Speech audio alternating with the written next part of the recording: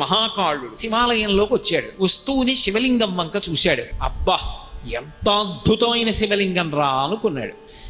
అక్కడ మణులు కనపడ్డాయి, వజ్రములు కనపడ్డాయి, వైఢూర్యములు కనపడ్డాయి, మంచి ముత్యములు, గోమీధికములు ఇవన్నీ కనపడ్డాయి. కానీ ఆశ్చర్యం ఏమంటే ఆయన మనస్సు వాటి వేటి మీద నిలబడలేదు. ఆ శివలింగం వంక తేరిపారి చూశాడు. ఏదో జన్మజన్మాంతరమైనటువంటి అనుబంధం ఒక్కసారి మనసులో నిద్రలేచింది.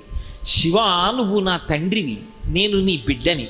ఇంతకాలం తండ్రి నిన్ను చూడ్డానికి రాలేదు, ఎక్కడెక్కడో తిరిగాను, ఇంతకాలానికి వచ్చాను, ఇక నిన్ను విడిచిపెట్టనన్నాడు.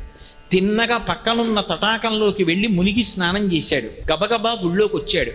వచ్చేటప్పుడు తిన్నడిలాగే ఆ నోట్లో కొన్ని నీళ్లు పట్టుకొచ్చి ఆ శివలింగం మీద నీళ్లు ఉమిసి అభిషేకం చేశాడు. ఆ శివుడి దగ్గర కూర్చొని అపారమైనటువంటి భక్తితో శివ శివ శివ శివ శివ శివ శివ అని శివనామం చెప్తూ ఆయన మనస్సు అంతర్ముఖమైపోయింది. పరమానందాన్ని పొందేశాడు. ఏమో ఎప్పుడు ఎవరి మనస్సు ఎలా ఉంటుందో మనకి తెలియదు. శంకర భగవత్పాదులు అందుకే అంటారు, వటుర్వా గేహీవా యతిరపి జటీవా తదితరో నరోవా యక్కశ్చిద్భవతు భవకింతేన భవతి యదీయం హృత్పద్మం యది భవదీనం పశుపతే తదీయస్త్వం శంభో భవసి భవభారంచ వహసి అంటారు. నువ్వు ఉపనయనం చేసుకున్నటువంటి వటువా, గృహస్థాశ్రమంలో ఉన్నటువంటి వాడివా, వానప్రస్థువా, సన్యాసివా, వీటితో శంకరుడికి సంబంధం లేదు. శంకరుడికి కావలసింది ఏమిటి అంటే నీ మనస్సు అనేటటువంటి పద్మాన్ని తీసి ఆ పరమశివుని యొక్క పాదముల దగ్గర పెట్టినవాడవేనా? అలా పెట్టినవాడవైతే శంకరుడు ఆ భక్తుడి వెంట పడి తిరుగుతూ ఉంటాడు. అంతటి ఉదారుడు. ఆయనకి కావలసింది ఆ భక్తి ఒక్కటే. ఆ భక్తి లేదనుకోండి, ఆయనకి దానితో సంబంధం లేదు. శివానంద లహరిలో భృంగి సంబంధంగా ఒక శ్లోకం చెప్తారు శంకరులే.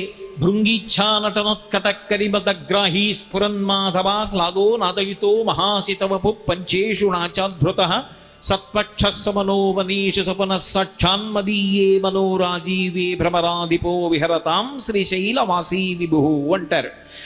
హృదయం అనేటటువంటి పద్మంలో భక్తి అనేటటువంటి తేనె నిండుగా ఉంటే, అదిగో అక్కడ భ్రమరాంబ ఉంది. భ్రమరాంబ తుమ్మెద రూపంలో ఉంటుంది. తుమ్మెదకి మొగుడు, ఆయన కూడా గండు తుమ్మెద.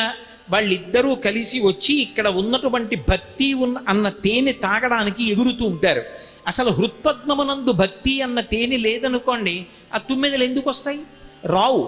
కాబట్టి మనోరాజీవే విహరతాం, ఆ మనస్సు అనేటటువంటి పద్మం దగ్గర ఆ రెండు తుమ్మెదలు ఎగరడానికి కారణమేమి అంటే భక్తి అనేటటువంటి మకరందము కాని నిండి ఉన్నదా హృత్పద్మమునందు, ఆ తుమ్మెదల జంట విహరిస్తారు పార్వతీ పరమేశ్వరుడు. అంతకుముందు ఆయన కిరాతుడు, ఎన్నో జంతువుల్ని కొట్టాడు, ఎన్నో పక్షుల్ని కొట్టాడు.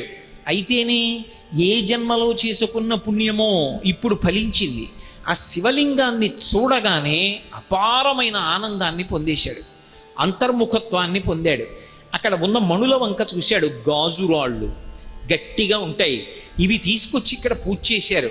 ఇవి నా తండ్రి పాదములకు తగిలినప్పుడు ఎంత నొచ్చుకున్నాడో, ఎంత నిప్పెట్టిందో, ఇవన్నీ పట్టుకెళ్ళి పూజ చేశారు. ఇవన్నీ పూజ చేస్తే గాజురాళ్ళన్నీ తీసుకెళ్ళి కాళ్ళ మీద వేస్తే ఆయన పాదములకు నిప్పెట్టదు. ఈ వజ్రాల్ని వైఢూర్యాల్ని పక్కకి తోసేశాడు. తాను తీసుకొచ్చిన మారేడు దళాలు శంకరుడి పాదాల మీద ఉంచాడు. పరమ సంతోషపడిపోయాడు, తిరిగి వెళ్ళిపోయాడు.